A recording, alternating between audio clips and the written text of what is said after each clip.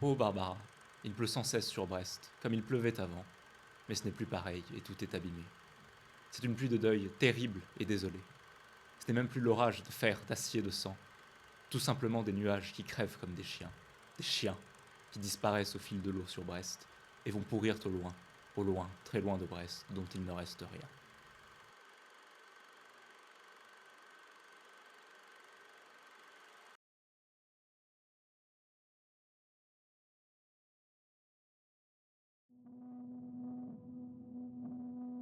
Cette jeune femme est occupée à tisser. Elle fait ça à la main, avec attention, petit détail après petit détail.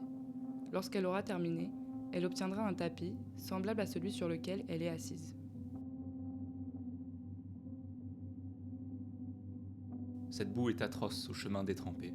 Les yeux des fantassins ont des lueurs navrantes. Nous n'irons plus au bois, les lauriers sont coupés. Les amants vont mourir, aimantes les amantes. Le tissage est une technique d'artisanat très répandue dans le monde, et ce depuis bien longtemps. Encore aujourd'hui, il y a des milliers de personnes pratiquant cet art. Celles-ci sont d'origine de religions, de cultures différentes, et pourtant elles ont toutes ça en commun. Le tissage, la volonté de créer quelque chose, un objet unique, jamais reproduit à l'identique. Les obus miaulaient un amour à mourir. Les amours qui s'en vont sont plus doux que les autres. Il pleut, bergère, il pleut, et le sang va tarir. Les obus miaulaient, entend chanter les nôtres. Pourpre amour salué par ceux qui vont périr. Ce travail est d'autant plus beau aujourd'hui, à une époque où le travail industriel à la chaîne est tant priorisé. Alors qu'il a la capacité de faire les choses plus facilement, en conservant une bonne qualité, l'homme continue à fabriquer artisanalement. Cela lui permet ainsi de garder la trace humaine dans les objets, d'exprimer ses émotions, son vécu, plutôt que de laisser tout ça à une machine, multipliant des choses sans qu'elle n'ait quelconque spécificité. Et quand te reverrai-je, ô loup, ma bien-aimée? Reverrai-je Paris et sa pâle lumière trembler les soirs de brume autour des réverbères? Cette photo, prise à Alger en 1909, montre la capacité de l'homme à créer de si belles choses. Et pourtant, 5 ans plus tard, avait lieu le début de la Première Guerre mondiale, conflit industriel qui tuera 10 millions de personnes. En plus de faucher tant de vies, de familles, elle détruit aussi des monuments et des villages. Toutes ces belles choses que l'homme a créées, c'est cette même main qui va les réduire en cendres.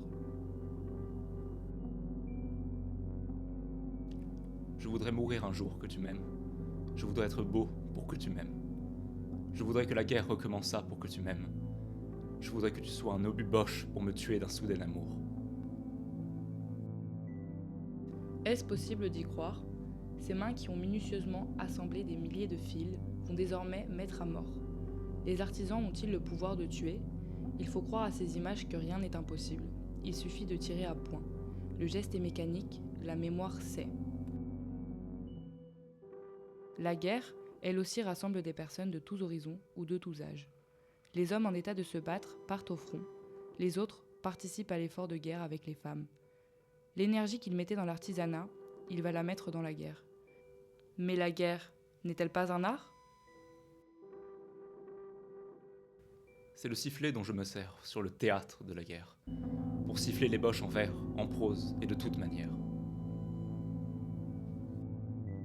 Pendant 4 années, les usines d'armement remplacent la fabrication de beaux objets. Le temps passé à sculpter ou à forger se transforme en l'élaboration de tactiques militaires. Les ébénistes, cordonniers et céramistes sont enrôlés pour devenir soldats, caporaux ou même sergents.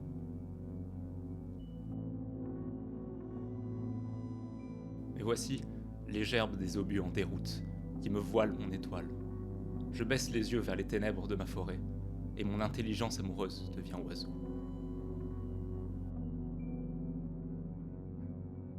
Les soldats tentent de préserver l'artisanat et continuent à le pratiquer même au sein des tranchées. Ils tiennent le coup en fabriquant toutes sortes d'objets avec ce qu'ils trouvent autour d'eux. On retrouve ainsi des douilles gravées ou des petites sculptures de bois, futur présent pour les proches du soldat lors de son retour.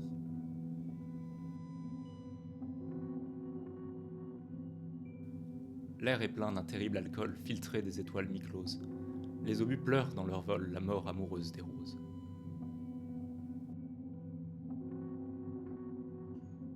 Mais la guerre est plus forte que tout. Beaucoup de ces cadeaux n'atteindront jamais leur destinataire.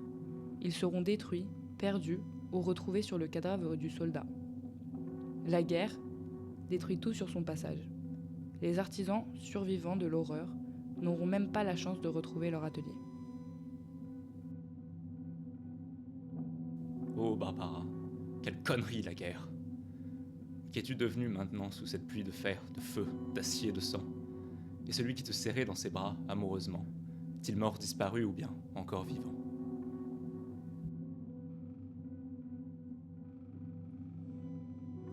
L'homme détruit tout ce qu'il a créé. Il est autant capable de façonner les plus belles choses que de massacrer tout ce qui se trouve sur son chemin. La main tisse, elle appuie sur la détente. Une seule main, capable de tout le mal et le bien du monde.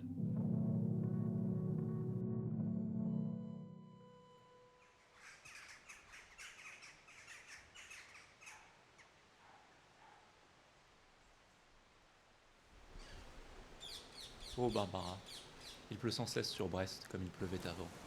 Mais ce n'est plus pareil, et tout est abîmé. C'est une pluie de deuil terrible et désolée.